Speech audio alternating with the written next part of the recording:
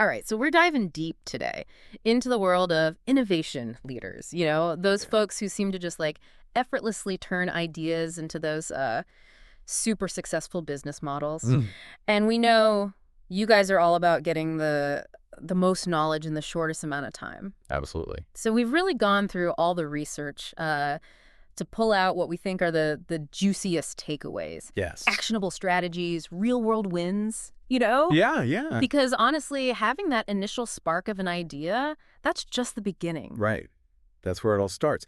It's intriguing, though, isn't it? It's like Mhm. that's where the rubber meets the road. Yeah, Taking that initial spark and turning it into a venture that not only, just survives, but it really thrives. it's true. That's the real magic. It is kind of like magic. It's like having a blueprint for a skyscraper. I mean, yeah, the blueprint's impressive, but without the right construction crew and the process, it's just a drawing. It's just a pretty drawing. And speaking of blueprints, one thing that we saw kind of over and over again in our research was this idea of the mindset of these innovation leaders. It goes beyond just being open to new ideas, doesn't it? Yeah. It's having that active pursuit of them, Mm-hmm. that intrinsic drive to constantly grow and evolve. Right. It's almost like a sixth sense or something. Yeah. Just a knack for being able to spot opportunity where other people just see roadblocks. It's true. And it's not just about the vision either, right? Because things don't always go to plan. So it's about like, how do you adapt when that inevitably happens? Right. It makes me think about a friend of mine who launched a startup. And at first, it was just rejection, rejection, rejection. Nobody wanted to invest. It would have been so easy to just give up, right? Right. But instead of doing that, he really took a step back and he looked at the market. He Mhm. actually analyzed what are their unmet needs? Yeah. What's really going on here? And then he completely revamped his approach. Interesting. And you know what? A year later, his company was booming. That's fantastic. It's a perfect example of how, that resilience, that ability to not just bounce back from setbacks, but actually pivot, Yeah. completely change course based on, what you've learned, how crucial that is. Yeah. These leaders, they don't just dismiss failures as, like, oh, well, that didn't work. Yeah. They dissect those failures. That's They true. learn from every single misstep and then use those lessons to refine their vision and just keep going. They keep getting better, Yeah. like sharpening their tools each time. And speaking of refining and adapting, that kind of brings us to something else that came up a lot in our research, which is this idea of collaboration Yes. and specifically like the power of these cross-functional teams. Breaking down those silos between departments is absolutely key. Yeah. It's when you bring together developers, designers, marketers, all these different perspectives, All the different people. you get this melting pot of ideas. Yeah. But it's not just about adding people to the mix, right? Yeah. It's also about fostering an environment Mhm. where people actually feel comfortable contributing, challenging assumptions, building on each other's strengths. Oh, we actually found a really cool example of this at a tech firm. They brought together these really diverse teams, Yeah. and they ended up creating a product that wasn't just technically great, Mm-hmm. but it really resonated with their audience. Yeah. They hit that sweet spot. That's the magic. That's the magic that happens when you get that right. It really is. And, it highlights another critical element that we uncovered in our research, methodology, Yes. and specifically the agile framework. It kept coming up again and again. Yeah, I think a lot of people are familiar with Agile, but for those who aren't, Yes. imagine this. You're making Thanksgiving dinner. I'm okay. You're not just going to throw all the ingredients in a pot and hope for the best. You know what I mean? You Right. got to taste as you go. Of course. Make sure the seasonings are right, that everything's coming together. Yeah. And that's kind of what Agile is. It's like building in those feedback loops, constantly testing and iterating Exactly. on data. You create that MVP, Right. that minimum viable product. You get it out there, you get feedback, and you keep refining and refining. Right. It's so much more effective than holding yourself up for months and months, Yeah. Right. building what you think is the perfect thing, And then it's a flop. and then it's totally off the mark. Yeah. We saw a fantastic example of a software team using Agile. They would have daily stand-up meetings just to kind of check in, Mm-hmm. see what progress has been made, any roadblocks, and then at the end of every sprint, Yeah. they'd do a deep dive. Nice. What worked, what didn't, how can we improve? Yeah. And that really kept them aligned, Mm-hmm. really kept them focused on building a truly user-centered product. I love that. that constant feedback loop. It's like gold. Speaking of valuable insights, we can't forget about data-driven decision-making. Right. I know. I know. Not the most exciting topic, but I promise this is where things get really interesting. It's true. In this, this age of information overload, Mm. it's so tempting to just go with your gut, right? Yes. Just trust Mhm. your intuition. Yeah. But your hunches can only take you so far. Right. And these innovation leaders really get this. They understand that data, the right data, Mm. that can actually illuminate the path forward. Mm. It reveals patterns and trends, and it gives you those aha moments Yeah. that lead to those breakthrough solutions. It's not about being overwhelmed by the data. It's Yeah. about pulling those golden nuggets out. Yeah, Right. absolutely. It's about using that data to, really steer the ship, make Yeah. the right decisions. It's like a treasure map. We actually came across a story about a startup that was really struggling to get going. Hmm. And they dug into their customer analytics and they found this hidden gem. There was a whole demographic that they hadn't even considered before. Oh, wow. So they laser focused their marketing on this new audience. Yeah. And guess what?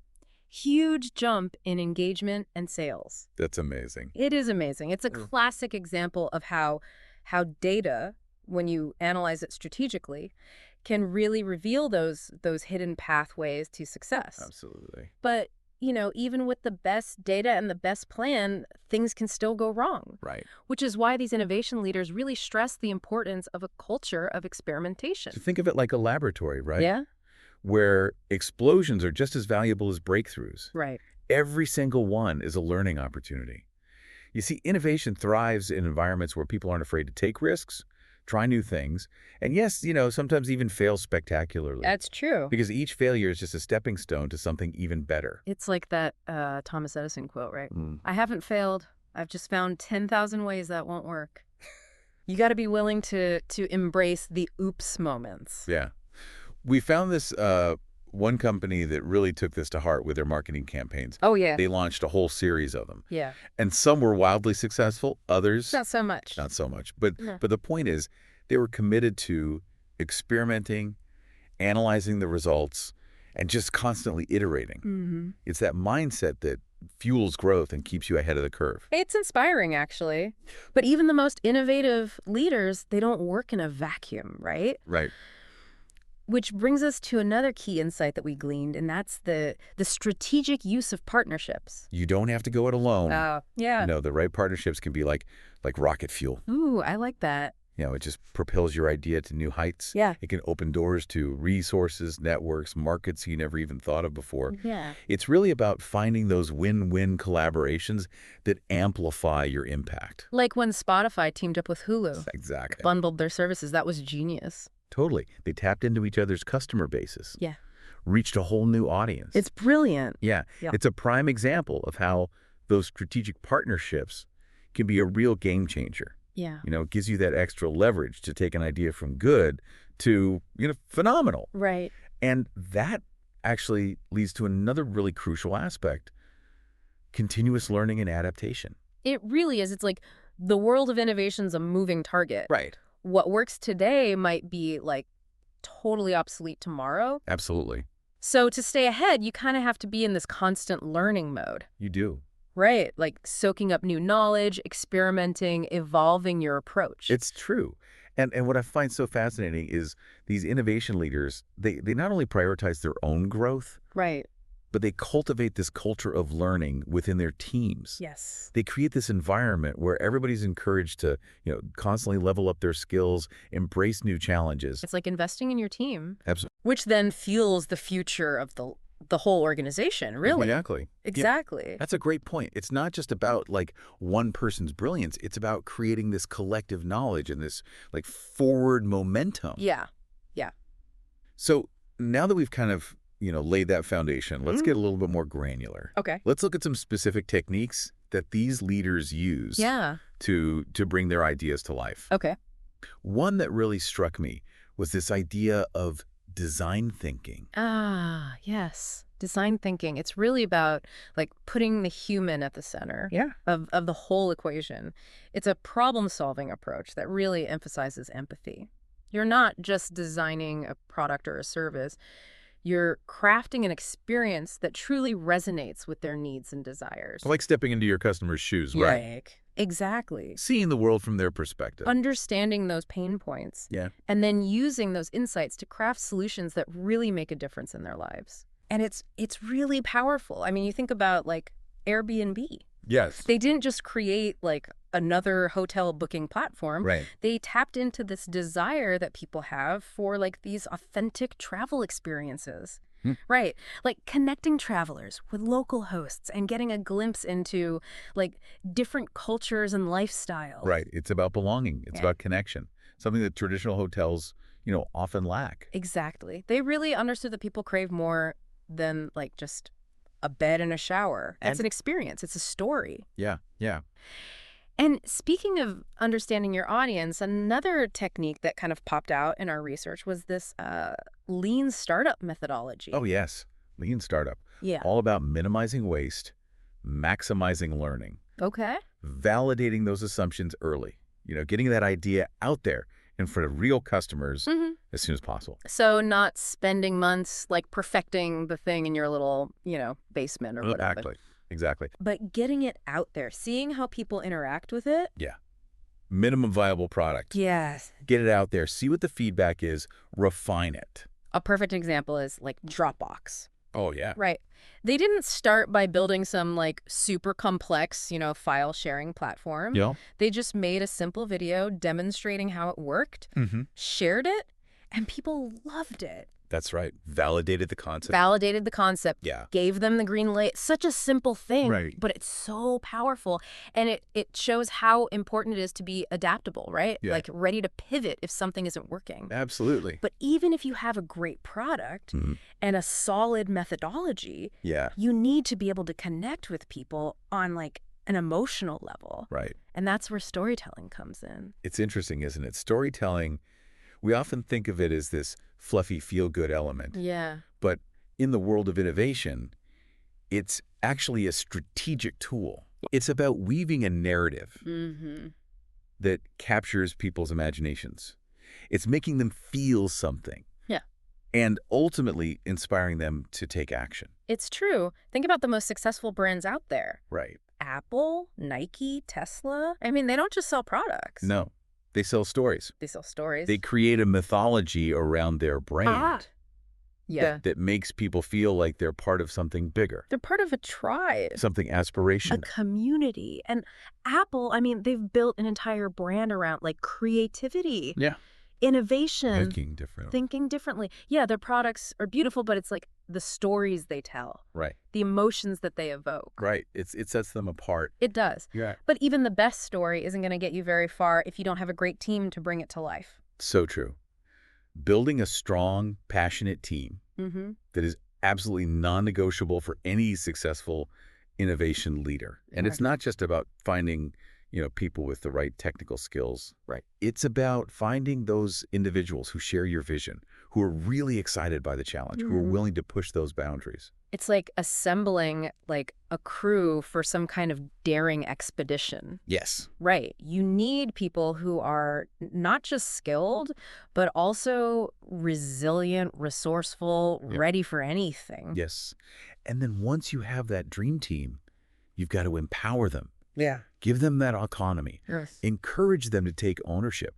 Google, for instance. I mean, yes, they offer those incredible perks, but more importantly, they've really cultivated a culture where people feel valued, they feel respected, and they feel challenged to really do their best work. It's like they're contributing to something meaningful, something bigger than themselves. Absolutely. But let's be real. Yeah. Even with the best vision and a killer team, there's this thing that can really derail everything. Oh, yes. Resistance to change. Oh, absolutely. Yeah. Change can be scary, especially in, those established organizations. Right. Where people are so comfortable with the way things are. They like the status quo. They like the status quo. Exactly. So as an innovation leader, you're often going to encounter pushback, from those who are hesitant to embrace those new ideas or new ways of doing things. It's like trying to steer a giant ship. Exactly. It takes time and effort and a whole lot of persuading. And that's where strong leadership skills really come into play. Those innovation leaders need to be able to communicate their vision effectively, build buy-in, and really address those concerns head on. And sometimes starting small, pilot projects. Proof of concept. Exactly. Proof of concept Yeah. can be a great way to really demonstrate that success and build momentum. It's about showing people, not just telling them. Exactly. Showing those tangible benefits is way more persuasive than abstract ideas. It's true. And I think a really great example of a company that's navigated huge changes is Netflix. Oh, yeah. I mean, remember when they were just sending DVDs in the mail? I do. It's amazing. Look at them now. Look at them now. They're screaming giant. They revolutionized an entire industry. They did. And it's because of that willingness to embrace change, to constantly innovate. They didn't get stuck in those old ways. They just kept adapting and evolving. And that adaptability is just so important, especially when we think about this growing importance of sustainability. Oh, absolutely. Consumers are demanding it now. Yeah. That businesses operate in ethical and sustainable ways. It's not just a nice to have anymore. It's not. It's a business imperative. It's got to be part of the plan. It does. And innovation leaders really get this. They recognize that sustainability is about creating products and services that are good for people and the planet. Yeah. But without, sacrificing profitability. Right. It's about finding that sweet spot. The sweet spot. Where purpose and profit really intersect. And Patagonia is a great example. Yeah. Oh, yeah. Classic example. I mean, they've built their whole brand around this. Oh, cool. Eco-friendly materials, reducing their environmental footprint. And they're advocates for social and environmental justice. Yes. And their customers love them for it. They do. It's like part of their identity. It is. It's a core part of who they are, which shows that sustainability isn't just some, marketing thing. Right. It's a value. It is. And it really resonates, especially, with those younger generations. Absolutely. But even with sustainability being top of mind, there's another factor that can make or break an innovation. Timing. Timing. Yeah. It's so tricky. It is tricky. Launch too early, the market's not ready. Right. Too late, and you miss the boat. Exactly. It's like catching a wave, It is. You need that perfect timing to really ride it to success. It's true. MySpace. Oh, yeah. Great product. Yeah. Bad timing. Missed it. They were those early pioneers of social networking. Right. But then, Facebook came in at just the right time. Yeah. Really kind of took over. It's a good reminder that even the most brilliant ideas, they need the right conditions. They do. Right, to thrive. But even when the timing's right and the market's ready and all of that, there's one more ingredient. Okay. That is absolutely essential. And what's that? Perseverance. Perseverance. Innovation, it's rarely a straight line to success. It's not. There are going to be setbacks and challenges and moments where you just want to, throw in the towel. Yeah. But the thing about these innovation leaders is they don't give up easily. They don't. There's this grit. Yeah. This determination. They just keep pushing forward. Keep pushing forward no matter what. It really is like running a marathon, right? It is. You got to pace yourself and push through the pain and keep your eye on that finish line. Think about all those great inventors and entrepreneurs throughout history. Yeah. They faced countless rejections and failures. Right.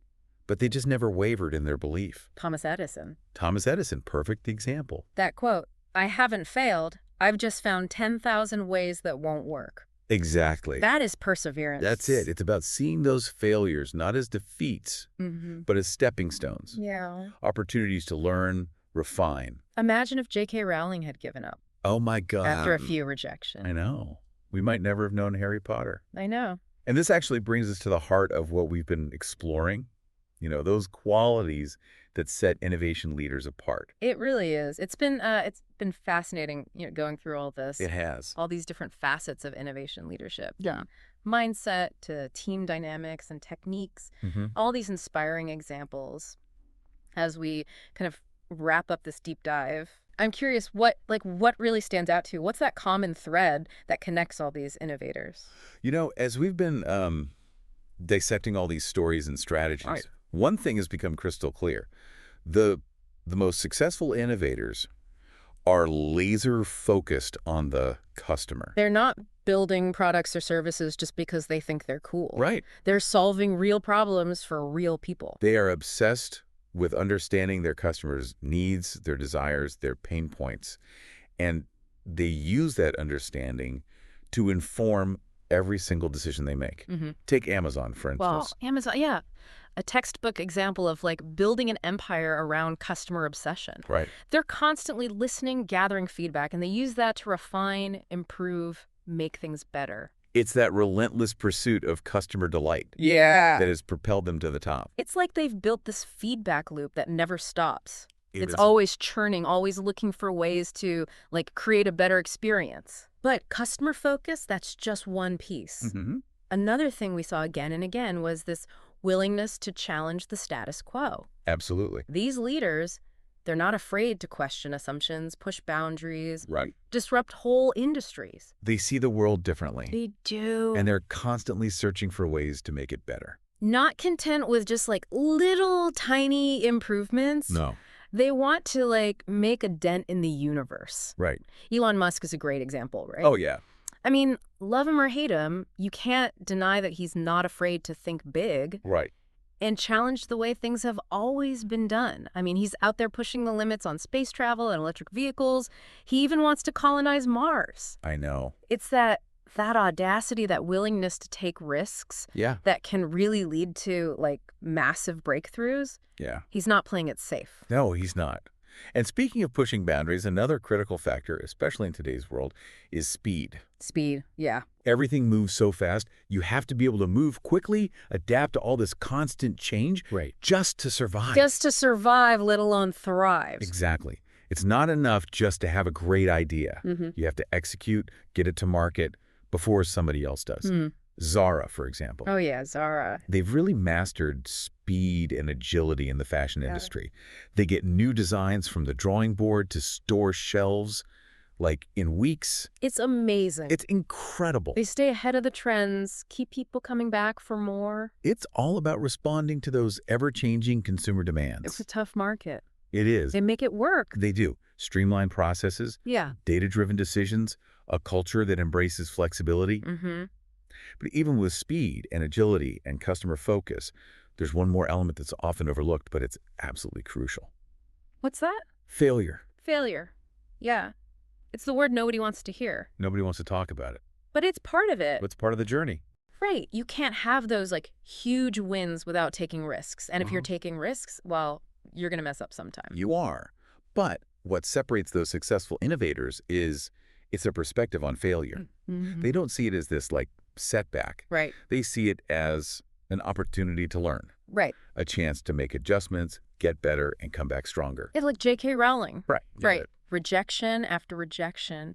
And she kept going. She did. Imagine if she had just given up. I know. The world would be a much less magical place. It's a good reminder that perseverance, that resilience, Yeah. that's just as important as talent and vision. Absolutely. So as we wrap up this deep dive into the minds of these innovation leaders, I want to leave you with this. Okay. Innovation, it's not just for tech giants or startups. It's a mindset. It's a way of approaching challenges and opportunities that we can all embrace. Yeah. It's about being curious, being willing to experiment, and being passionate about making a difference. I love that. So no matter what you're doing today at work, at home, ask yourself, what challenges can I approach in a new way? Yeah. What opportunities might I be missing because I'm stuck in those old ways of thinking? Remember, innovation isn't a destination, it's a journey. And it's a journey that we can all take no matter what our background or expertise is. Thanks for joining us on this exploration of innovation leadership. Yes, thank you. We hope you found it insightful and maybe even sparked a few new ideas of your own.